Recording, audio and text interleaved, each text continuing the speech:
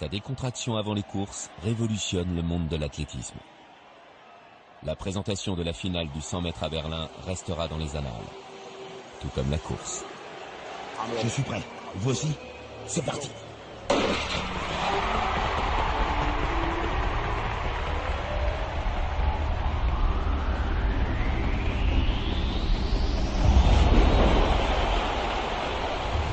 Comme ça.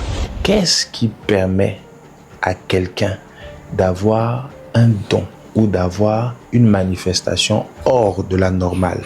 Quelqu'un qui mange et qui est capable de finir 7 ou 8 marmites de riz sans même être rassasié. Sachez que ce n'est pas lui. Il y a quelqu'un en lui qui le fait. Un hôte spirituel. Qu'est-ce qu'un hôte spirituel? Regardez avec moi la définition.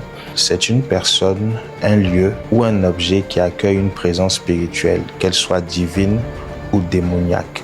Il devient alors canal, temple ou instrument de cette influence. Ça veut dire qu'à l'intérieur d'une personne qui n'agit pas de façon normale, habite un hôte, habite un esprit, habite quelque chose qui lui donne une capacité surhumaine. Quelqu'un qui est talentueux, par exemple, je prends l'exemple de Cristiano Ronaldo ou de Messi, Lionel Messi ou encore de Usain Bolt. Ce sont des personnes qui ont atteint des niveaux dans leur domaine où personne de manière humaine peut, de manière, je ne vais pas dire humaine, mais plutôt de manière normale, peut atteindre sans entraînement. Même si c'est vrai que beaucoup d'entre eux se sont entraînés, mais il y en a qui n'ont pas besoin d'entraînement pour atteindre des seuils, je dirais, le maximum de leur talent. Ils sont habités. Lorsqu'un esprit impur est sorti d'un corps, il va par des lieux arides, cherchant du repos, il n'en trouve pas.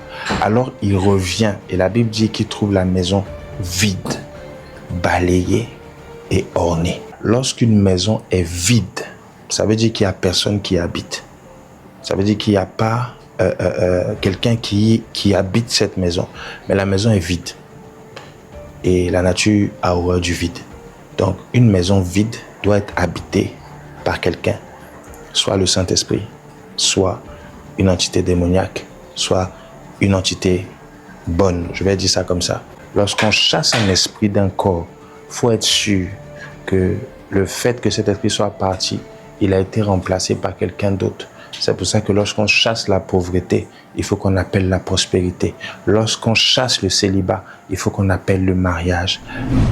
Dans Genèse 6, la Bible me dit qu'il y avait des anges, des fils de Dieu qui ont vu que les filles des hommes étaient belles et ils ont pris pour femmes. La Bible dit qu'ils sont descendus et ils ont couché avec elles pour faire des géants, des personnes qui avaient des capacités surhumaines comme Hercule et les autres. Et toutes ces personnes-là ont été tuées par le déluge parce que c'était pas normal qu'un esprit puisse prendre la forme d'un homme pour venir sur terre et puis coucher avec les humains. Nous devons prendre conscience de l'esprit qui habite en nous.